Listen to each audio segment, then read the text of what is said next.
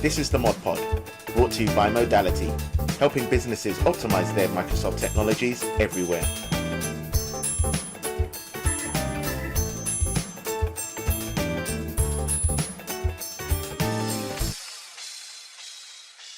Hello and welcome to the Mod Pod, episode 25. This week on the desk, joining me, we have Pete Vasey, Head of Technical Services and co-host of the Mod Pod. We also have Sumit Soloman, one of our UC consultants, joining us for the very first time.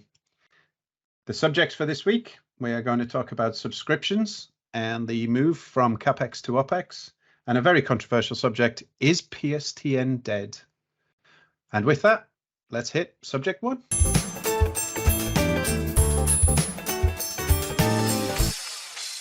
My topic then is the one about subscriptions. And I think really what I want to discuss is there is a really growing trend, not just in IT, but in general, of people moving away from spending large sums of money in one hit to spreading it out across the life of the products that you're taking on. So the subscription versus the capex argument. And I guess particularly is the sort of the generation, shall we say? I'm not sure it's a generational thing, but that kind of thing. Is that sort of shift now getting to the point where capex is fundamentally old school? It's going to be.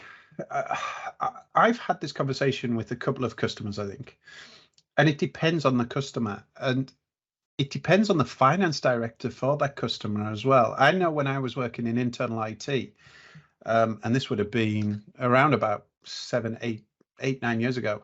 I dread to think if it was longer than that. And the move to Microsoft 365. At the time, the argument was that the finance director, because of the reports that he was putting to the market, this was a publicly traded company, he needed his accounts to look very capex heavy. And what I found very interesting in that is that drove the purchasing decisions for IT. So it's an odd one. I think it is a combination of the type of organization to choose. I think going forward, more organizations are choosing the likes of 365 and cloud provision, and by that very nature, it's an opex cost.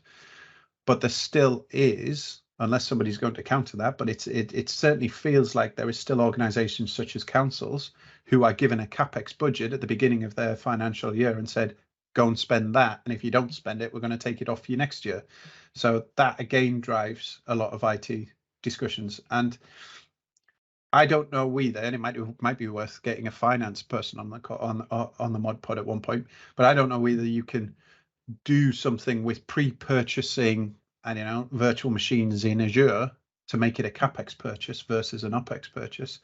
But truthfully, from my point of view, I don't know where I stand on this, because it's money spent, isn't it? Really, it's you've got to spend money either way. You're saying you don't have an opinion on spending money? Well, do you know what? It's a dirty thing, right? And when I speak to customers, they're sort of like, right, go deal with the account manager. I just do the thing, right? Well, one thing I do want to pick you up on, that's not picking you up on really, but you said people are choosing to go down the subscription route for Microsoft. Do they have much options? Because unless they are a big enterprise account now, I think the EAs are dying, aren't they? But you can pre-purchase things like a virtual machine now, and I'm trying to remember what the terminology is of it, but you can buy a virtual machine or a set of virtual machines and say, I will have this for 3 years. That's a reserve pricing, right? Reserve pricing, yeah. But you still pay monthly. But do you? Can you pay it? Can you pay it as upfront? We need a licensing expert on this call. We should have started this one and thought, right, who should we get on this one? We need a finance and a licensing person. And that's an interesting one. I mean, what I would pick you on, like the Pete said, who's the decision maker here? Okay, so as a head of technical services, Pete, if you were given a choice, where would you, look to deliver the services? Basically, are you brave enough to, let's say, you come from like a very different background, not technical services, maybe account director or somebody, you've been given a budget, £1 million, how would you spend it? Yeah, you see, for me, and this stretches into my sort of, my personal life as well, and the cars, that we've got in the house.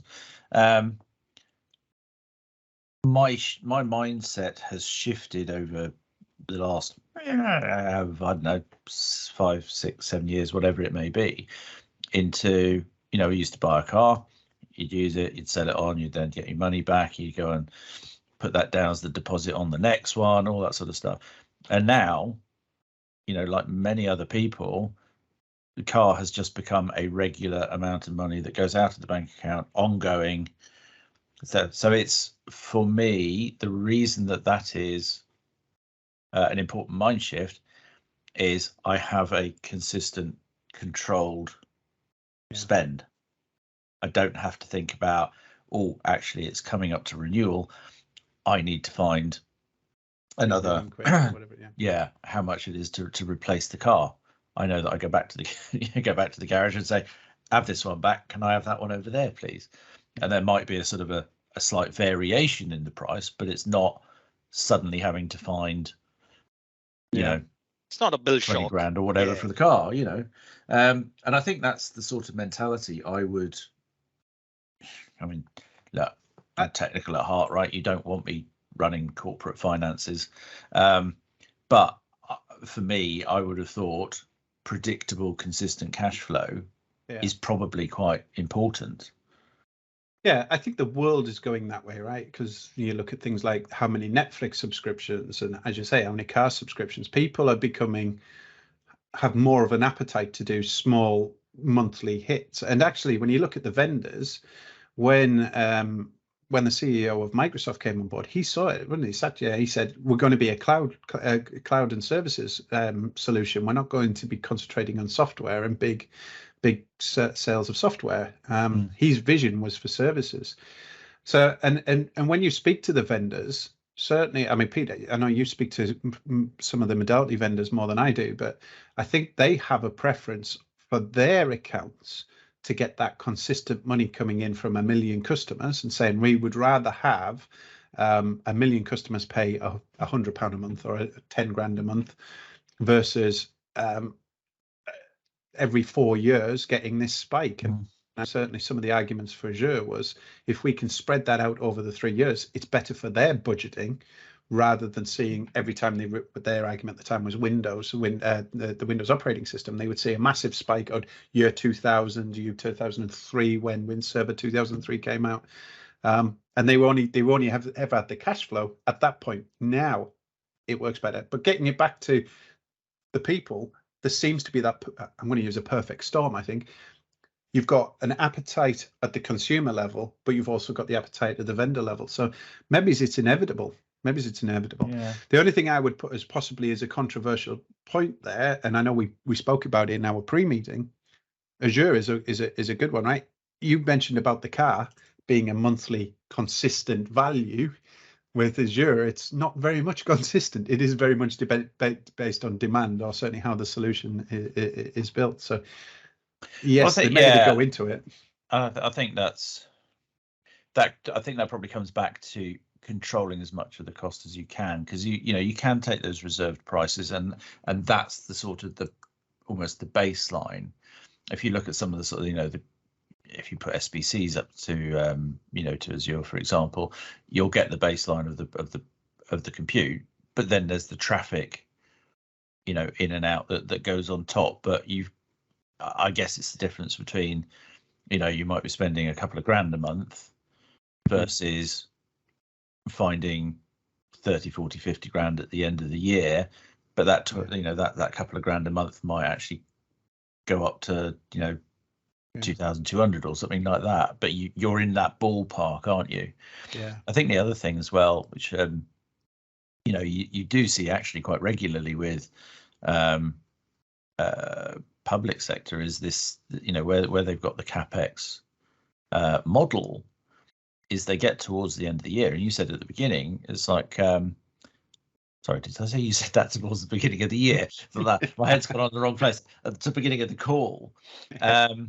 And it's, you get towards the latter part of the year, and if you've got money left in the budget, and we found it before, you get people coming out saying, I need to do something, which is, it's like, well, I need to do an IT project because I've got some money in the bank. Yeah. Which isn't strategic. Yeah, and I don't even think it's what I find interesting in that one is the argument I've always seen is I need to do something because if I don't, I'm going to get it taken off me next year. My budget will be reduced. Yeah, and so you lose the edge in the competition as well. You know, the startups, if we talk about them, they want to, you know, start something, and they don't have that expertise. They have to hire people, and all of that it can be done so quickly, which I really love about the cloud. Yeah, it is there already. All the tools, the services, you know, you don't have to invest into developing anything. So yeah, the just market is just so competitive right now. There's another question for us, right? You've got organizations who exist at the moment and have probably got hybrid in some form or other, be it, you know, be it exchange or whatever. But if you're starting up a business now, surely you're going to start in the cloud, aren't you? You're going to start with your creating your domain within the Azure AD.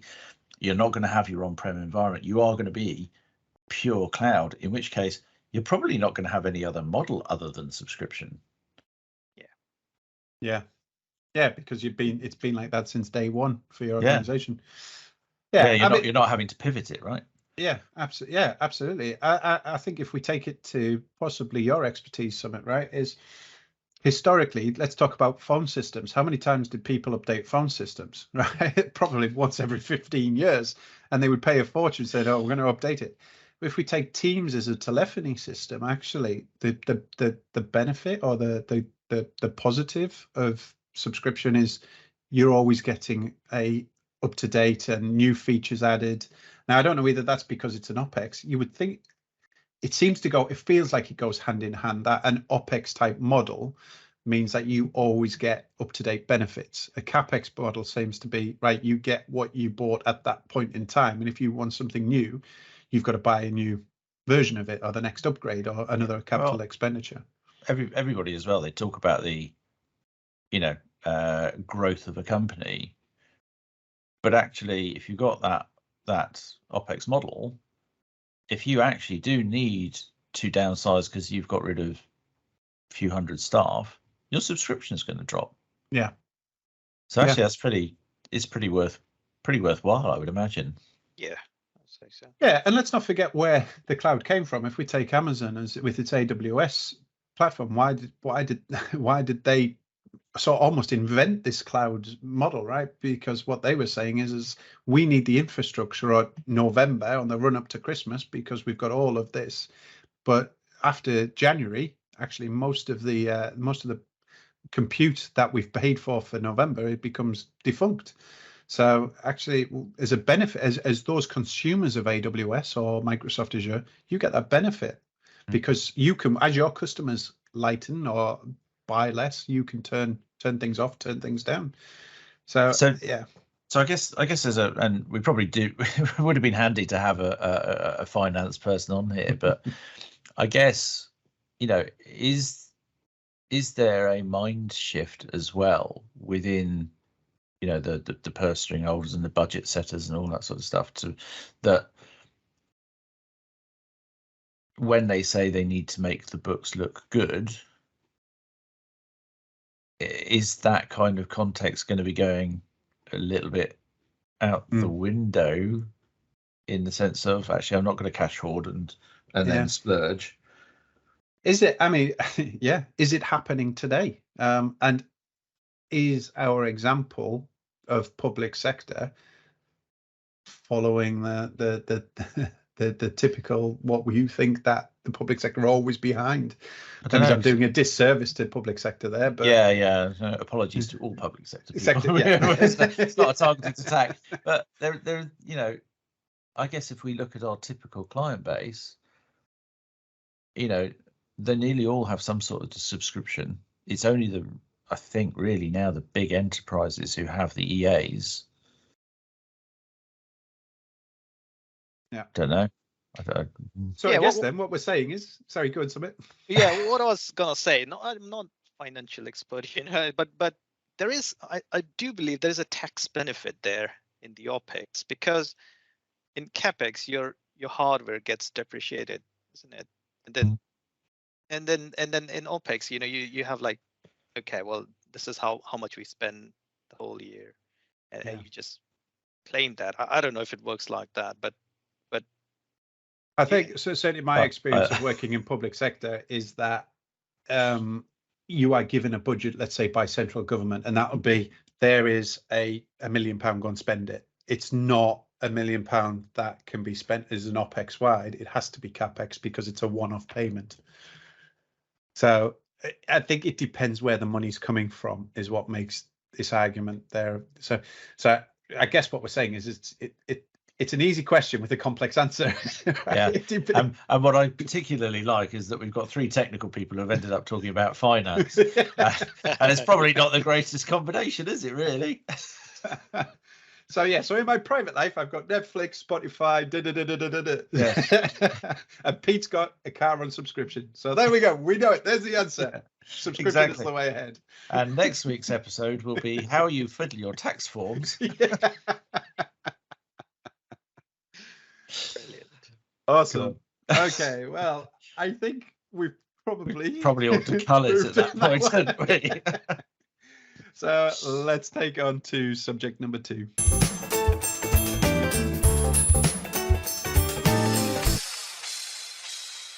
Okay, so hi guys, I'm Sumit Soloman, UC consultant. My question is PSTN dead? So yeah, I don't know if you've heard the news that BT has announced by 2025 they're looking to phase out PSTN completely. Yeah. You go first, Chris. Go on. No, you go. I think it's interesting. I mean, I think we need to come back to the whole digital change that's been going on with BT, etc., and the infrastructure within the country. But for me, and I know Chris, you and I have had this conversation so many times. It's like, when was the last time you made or received a PSTN call? And I checked it before we had our pre-chat, and I don't have a PSTN call inbound or outbound in my call history. So pretty telling. So it's kind of, is PSTN dead? Kind of is for me. There's a technical answer, isn't there? I think around moving on to digital services and what's going on probably more on the domestic and the the office side. I guess for culturally, most people now contact over either email or chat, set something up if they need to, or escalate the call into a voice or video, whether that's from their mobile or whether it's all data to data to data. Yeah. And I just don't see really, if I was setting up a new company now, I guess based on what kind of, the nature of the business, I'm not sure I'd even offer a phone number. Yeah. Very true. Certainly DDIs to your staff. Maybe you would have a main number coming in. I think there's 2 questions here. Are we talking about receiving numbers via a DDI, the +44 numbers, or are we talking about the underlying copper cable technology? I think if we said the underlying copper technology, as you said at the intro there, Sumit, that's going along. I gave an example earlier where my brother runs a chain of pubs, and he'd requested for a telephone line to be put in by Sky. And they came and said, yep, we give you an audio code ATA, an analog telephone adapter that plugged into the internet. So I think that picking up the phone and getting a dial tone where you plug directly into the old BT socket. I think that's definitely going. I think controversially, maybe, I think the DDIs are it depends on it always seems to be a depend on here in this one. That's the gift of a consultant. Depends.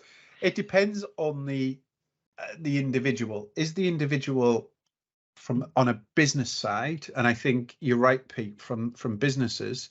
Most of my customers that I talk to are via Teams to Teams, via a UC platform. The challenge is where we can't do that. We always fall back onto a PSTN number. So a research organization, without naming them, they don't necessarily federate with us.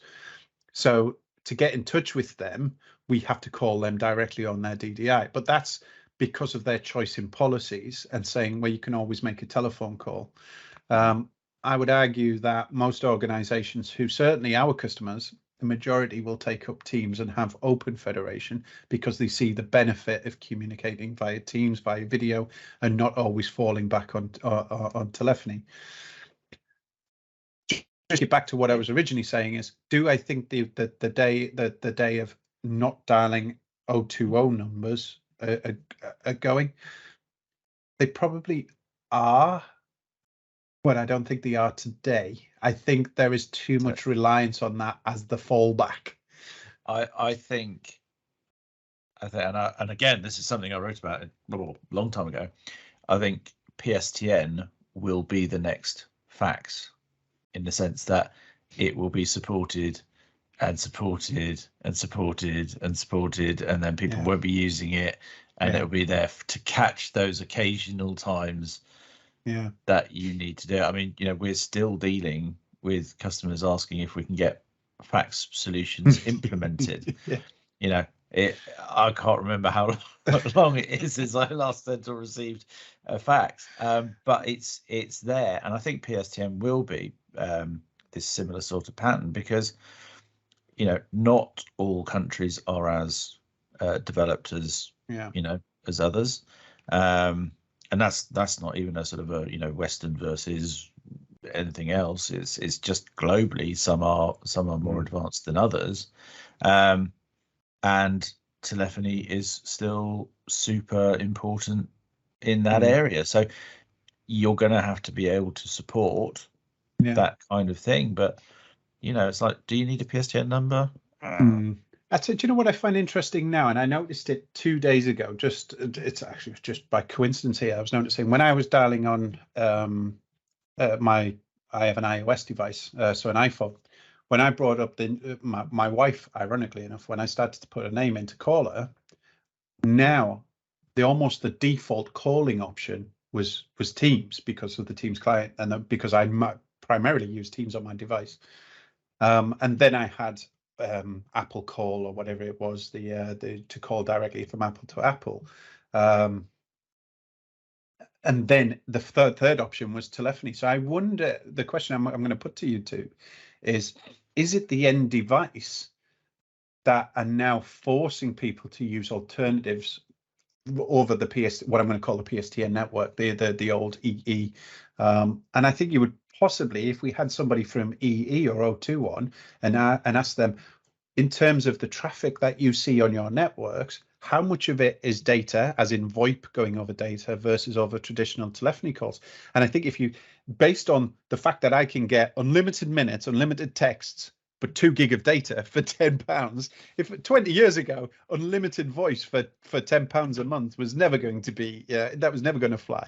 So maybe you're right, Pete, we are on that way. And the actual end user devices of iOS and Android are helping move us to that. Yeah, what I'll add to that is, while POTS lines, the old electrical cables might be phased out, we still would need the numbers, at least for B2C calls. When we're doing B2B, 100% agree, we don't need numbers. We can federate, we can collaborate with our customers, our partners over the SIP protocol. URI dialing, as we call it. URI is a contender to DDIs, really. But then there is a challenge there. So if you're dialing somebody on their email address, Pete Vasey at .com, and there's another Pete Vasey somewhere else, you know. Yeah, but there will never be. It's going to be Pete Vasey 007 or something, you know. So it adds to the complexity. So nobody considered that. The SIP URI cannot replace even 6.4 dialing. So but the underlying network, of course, is being changed from POTS to the SIP really. But can I challenge you on that, Sumit? Right, because we talk about B2C. One of our products at Modality is one consultation, and I've just caught myself thinking about it, because what I was going to say is what about the old? We always talk about the old granny. The old granny wanting to talk to a doctor. Yes. She's always going to want to pick up the phone and make a phone call to the GP. But actually, our one consultation service even helps we rule that one out, because the old granny, assuming that the old granny now has an iPod, or most, I don't know whether they do. Once upon a time, I would say old grannies never used to have an iPad. I think all old grannies have an iPad now. But these days, when we talk about that thing like one consultation, that's a brand new service that we're doing. The idea being is to assist and provide more functionality than just a telephony call can provide. Now, whether that be video, whether that be sharing of X-rays, all of that additional functionality, that isn't possible. So that B2C argument that you put there, Sumit, is it becoming less relevant? I think so, yeah. Because let's say if a recruiter reaches out to you, he's not calling you on your number, he's reaching out to you on LinkedIn, or just sending a Teams invite and just talking to you on that, really. So it is becoming irrelevant. Honestly, I hardly receive any calls now. But then there are other services, which are reliant on number dialing, which is, your emergency services. And there could be alternate solutions to those alarms. That piece is super important, because I was going to bring that up as well. You're absolutely right with the alarms. If you take the typical lift alarm, the emergency service, and that's run off typically an analog line. Now, okay, fine, you could physically change that over to a SIP connection with an adapter and put that in. That's absolutely fine. But one of the things that we were talking about beforehand was, if the power goes, you're going to have to have, instead of a physical copper cable that just comes in and sits there and does what it needs to do all day, all night, your emergency lines are going to have some sort of backup power source, like a battery. And I think that there are compact batteries now which may provide an alternate solution, don't you think? The battery solutions have become much better. I've got courtesy of one of our other consultants who's a complete and utter geek on a totally different level. I now have a power pack which I use. It's just it looks like a normal sort of USB power pack, but it powers a soldering iron, and it also recharges my laptop. And you can recharge the laptop like twice before this thing runs out of juice. And you're like, how big is this battery? Oh, I've got a wheelbarrow for it. And, no, it's the size of, I don't know, maybe the size of two smartphones on top of each other. Yeah, well, there is car jump starters size of an iPhone, which can jump start a truck. Honestly, and that's just a battery. Just to remember not to put it towards your head. Exactly. and so there are alternatives, but then have you thought about that basically? And a BT website, if you go there, they've already told people to start planning even for the alarms. So I think there must be some providers who are offering similar solutions to emergency service. The default, we talk about that lift, and I'm trying to put myself in that situation. If I was in a lift that got stuck and the emergency button, crying in the corner. I would. I'd be pushing every button on that. When it works, I do what he does on Elf and just say, "Hey, it's a Christmas tree." Sorry. Anyway, but if I was stuck and me pushing that emergency button and it was just ringing, and nobody picked up, I think I would pick up my mobile phone and dial 999. And is the answer to those challenges that the default is assuming you have a mobile phone? And this might be a different subject, right? And maybe it's for a different mod pod, but maybe the assumption is that everybody who has a mobile phone, that is your default get out of jail free card, or get out the lift free. Get out the lift free. Yeah. And the reason I say that, if I just one point just to put the question, if we talk about that lift, what about if that was so we think about things like vandalism. You have a camera in there, so is the technology changing? So now you have a camera with a microphone and speaker in there, and that's generally not going to go over a telephony line. So they would use that as the emergency. You would push a button, the communication mechanism would go over that data line, and if that was out, you use a mobile phone. And maybe rightly or wrongly, and I'll shut up after this, but rightly or wrongly, I know when we put teams in with customers and they ask me about emergency backup lines, my normal response is it's a data line, right? It's got to know where you are, especially if you're doing LIS, which is the location information. My advice is always tell your end users the failback should always be a mobile phone, especially if you're a sole worker. So is the argument about using a POTS line for an emergency line losing its appeal in the one-liner? Is it losing its appeal because everybody's a mobile phone? I don't know.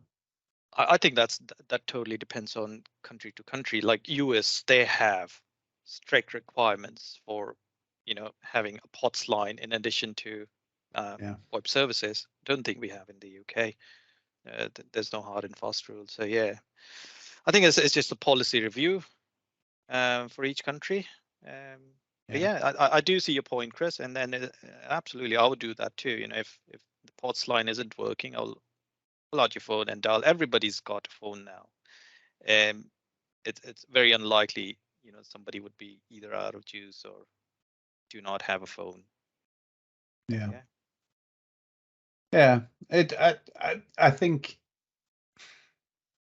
I think we've been going down this route for a long time, because when we start putting VoIP phones, and I'm thinking things like Cisco and Mitel, what I would consider the previous generation, maybe a Mitel engineer would argue with me, but what I would say the previous generation, those Mitel phones were VoIP phones. Now, my argument always there was, well, what happens if the switch goes down that you're powering the phone from?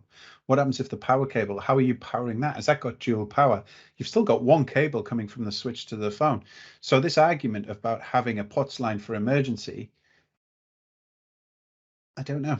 Yeah, it's probably not so relevant. I mean, it wasn't, I don't know, let's go back. That's my boy. So let's go back sort of 13 years. As well as your phone system, you had to have a physical analog phone plugged in to a POTS line. None of it had any dependency on power. Yeah. I don't think that is a requirement anymore, purely because of the nature of everyone's got phones, etc. As you said. I mean, I think there are going to be specific use cases. There always are, aren't there, in these things? But by and large, I just what we've actually done on this conversation is we've almost gone, there's not really any need for it in the corporate world. That's great, and we've gone straight to the specific. This is why you might need an analog thing. So we've ruled out probably 95% of do you need PSTN, and we've focused on a small niche of actually this is where it probably is needed still for a bit. But I think that in itself says an awful lot about where PSTN's heading. Yeah, because we've kind of just inadvertently, without thinking about it. Yeah. And on that point, I had to return something from Amazon yesterday, right? Normally it would be ring the returns line, but actually we were talking about, well, we've been working with bots this morning, right? I went into the bot, I opened up the Amazon app, say, right, I found the product that I bought, so I didn't even have to describe it. The system already knew what I wanted to return because I chose it, said, that's what I want to return. Do you want to speak to an agent? Yes. Right, okay, you need to call us, push this button, and it called me through the app, right? Historically, I would have had to ring a number, find the receipt, find on that receipt the number, the returns number, or the invoice number to give to that engineer. I think I've answered my own question. Actually, the technology is driving us that way because we're all hyper connected now. Yeah, if that's a word. Yeah. So it works for me. Yeah. Awesome. So we're all in agreement then that PSTN is going, it might take a little bit while for the health and safety guys up and go, yeah, we're happy with that as well. Sounds about right. Yeah. We fixed the world. Well, that feels like a nice end. I think we've all come to an agreement on that one. So I think if everybody's good with that, I think we'll probably say thank you to everybody that was listening in. That was episode 25, and we will catch you next time.